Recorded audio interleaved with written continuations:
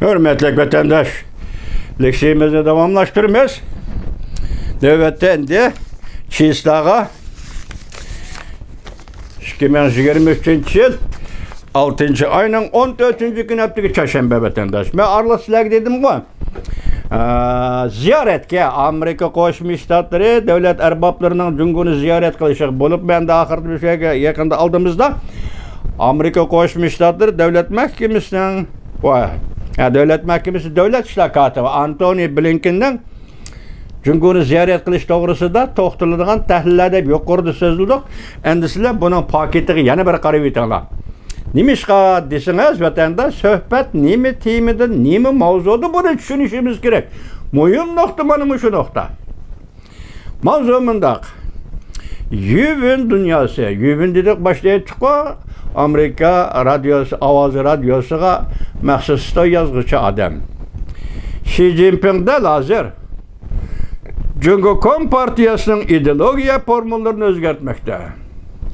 Mavzulu haber 6. ayının 13. günü Amerika Ovozdan Xitoy tili programmasi e'lon qilindi. Xabar mundaq başlandı. Cumhuriyetda hozir yuz bergan bir ish kishilarning diqqatini toza tortmadi. Lekin bu ish qaramoqqa intayin muhim ish edi. Chunki bu ish Cumhuriyet Partiyasının ideologiya formüllerini o'zgartirishga berib ketalatdi. Adirak aytsak Xi Jinping yeni bayan qilish sistemasi, siyasi yol an'anasi, ya'ni qonunliq bo'lishini tiklashga uriniyotir. 6. ayning 1-2 kuni Xi Jinping Cumhuriyet davlat boshqarishidagi madaniyat organi va Cumhuriyet tarix tadqiqot institutining madaniyat varislik taraqqiyot suhbat yig'inida qatnashdi. Xi Jinping shundoq aldirash odam. Vaqt chiqarib Beijingda ishki madaniyat o'zgarishi organini ziyorat qilgan bo'lsa, bu qatimqi tekshirish ziyoratga ortiq ko'ngil bo'lganligini ko'rib olg'ili bo'ldi. Jumhuriyetning butun gazetlari, yerlik, usti va yo markaziy gazetlar, matbuotlarning hammasi dal mushu xabarni qayta targ'ib qilgan, tashviq qilgan gap vatandosh. Bu qatim suhbat qatnashishning darsi intayin qurbon. Xi Jinping'nin yangi nazariyasi 5ni gavdalantirish, 2ni birlashtirish. Bundaq yuqori darajalik suhbat yig'ini 6. ayning 3. kunidan boshlab 6. ayning 9. kunigacha Xalq gazeti, Xinhua, Guangming Ribao qatorliq matbuotlarda hamda o'lka darajalik matbuotlarda bu suhbat yig'ini to'g'risida baholar, xabarlar, obzorlar e'lon qilindi. Bir qatimliq suhbat o'ltirishdi. Bundaq yuqori maqomda tashviq targ'ib qiladigan ish bu albatta oz uchraydigan bir ish edi.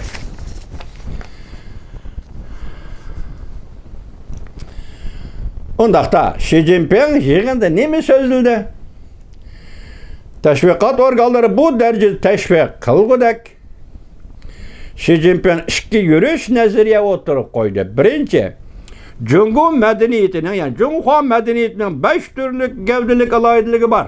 Dikkat yani gavdalishning davomiylig'i, gavdalishishning yengiligi, ijodiylig'i, gavdalishishning birdakligi, gavdalishishning sig'imchanligi va gavdalishning amilligi. Ikkini birlashtirish. Marksizmning negizli qoidalarini Cumhuriyetning konkret amaliyoti bilan birlashtirish. Cumhuriyetning munavvar an'anaviy madaniyati bilan ma'rifatini birlashtirish.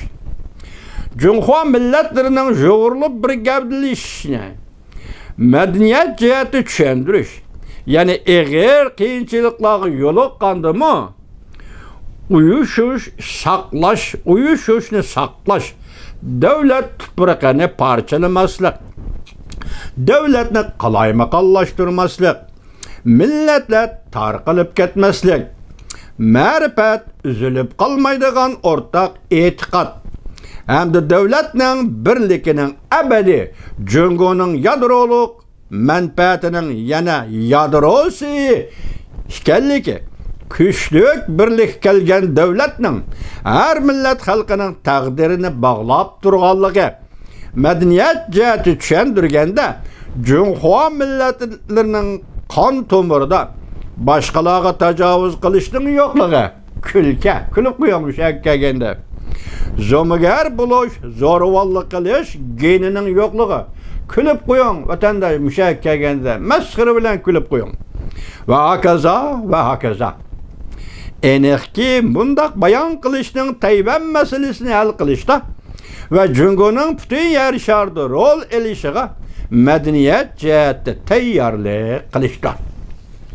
Ideologiyalik nuqtada yuqorida Yuvin aytgandek butun dunyoga hukmronlik qilishning, butun dunyoga zo'ravonlik qilishning madaniyat jihatda tayyorligidir yoki madaniy jihatda tayyorlik qilishdir. Buni Yuvin apandi shunday tushiribdi. Men qanday tushundiray vatandoshim? Amerika Qo'shma Shtatlarining 2 nafar amaldori 6-oyning 4-kuni Beijingga tushdi. Arqadalla Amerika Qo'shma Shtatlarining davlat ishlar kotibi Antony Blinken ata 18-kuni Beijingga tushdi. Tushundingizmi? Hozir Yuvin apandi bo'yicha aytganda dunyoga zo'ravonlik qilish. Bu mu deyli? Deki mencha aytganda hozir prezident Joe Biden hükümetinin davlat ishlar kotibi Antony Blinken Beijingga bu qatim suhbatda undaq oddiy suhbat emas. Bu balki yani talay qatim bo'lgan yuzbagan suhbatlar bo'lishi mumkin. Bu qatim davlat ishlar kotibi Antony Blinkenning Beijingni ziyorat qilishi ancha oddiy emas. Siz buni birlashtirib qarangmi? 3-oyning 29-kunda Jungoning tashqi ishlar ministri Chingang bizni Moskvaga Amerika avatdi. Bugun endi balki Jungo hukumati Moskvada nima deyishdi prezident Vladimir Putin bilan balki uni chiroyliqcha davlat ishlar kotibi Antony Blinkenning oldiga qo'yadigan vaqt keldi. Kelgan bo'lishi mümkün vatandaş.